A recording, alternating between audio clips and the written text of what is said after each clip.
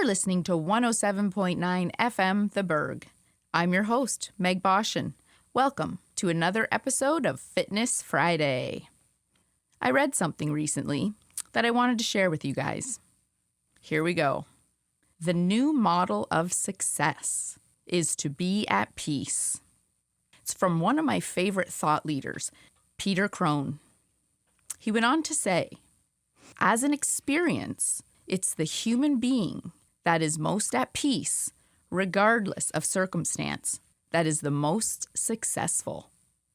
Peace. That's what everyone is after. And the direction fitness is taking these days seems to be catering to this new model. Have you heard about it? It's called slow fitness. And despite the name, this trend is not about avoiding effort. It's about lowering friction, emotional, physical, and psychological, around movement. It seems that finally people are taking the spiritual pillar of their health seriously and looking for real ways to nurture it. A couple of weeks ago on the show, we talked about how walking is one of the best ways to nurture this pillar, specifically walking outdoors and connecting with nature. It turns out that statistically, walking remains one of the most popular forms of physical activity in North America. And you just have to look to your social media feed these days for proof, where you'll find trends like hot girl walks, cozy cardio, or soft hiking. It seems to be the newest movement in movement. Walking and chilling. But it goes deeper than TikTok trends. We're witnessing a real shift in how people want to begin and sustain fitness. And these trends signal something way more than just less intense workouts. The broader wellness economy continues to expand from its current almost $2 trillion industry, with strong growth in categories tied to longevity, mobility, and preventative health. There it is.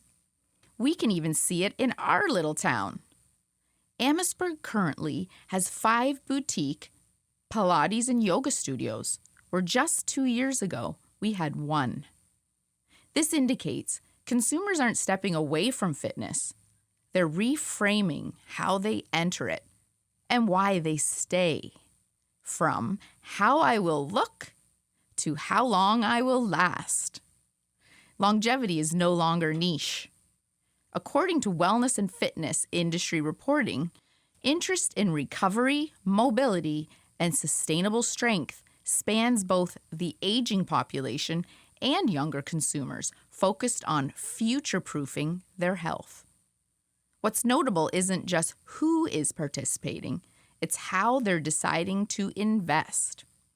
We're seeing less emphasis on visible intensity, more emphasis on energy, pain-free movement and consistency, and more tolerance for gradual progress if it feels safe and supportive. This marks a shift from how hard can I push myself to how long can I do this. The last decade of fitness marketing emphasized speed, sweat, and transformation. The current phase emphasizes durability of bodies, habits, and investments. Seen through that lens, slow fitness is not a pullback. It's a sign of a market moving from novelty to longevity, from aesthetic to outcome, from intensity to sustainability. Studios aren't being replaced by walking pads and candles. They're being preceded by them. Research on exercise adherence, I love that wording, exercise adherence, or what we call on this show, commitment, consistently shows that intimidation and perceived difficulty are major barriers to participation, especially for beginners. The popularity of low-pressure movement suggests that many consumers want an emotionally safe starting point, predictable, repeatable routines, and confidence before complexity. Importantly, none of those preferences conflict with long-term training goals. They simply describe how people want to begin. I happen to know a great place to begin. A neutral place where everyone belongs, where there are no advanced classes or beginner classes. Everyone belongs in every class. Every class is for everyone, from zero fitness to elite athlete. Same program, same results. Less pain, more strength, and more mobility. Does that sound like something new? Does that sound like something you would like to try? A Yama Club is not a fitness boutique. It's a yoga club, a wellness center, a community worth committing to, benefiting your entire being, mind, body, and soul, making peace a reality for you. Become the most successful person in the room. You've been listening to Fitness Friday with me, your host, Meg Boschin, on 107.9 FM The Berg. We've been discussing the slow fitness trend that's defining a new era in health and wellness that's finally reached our little town.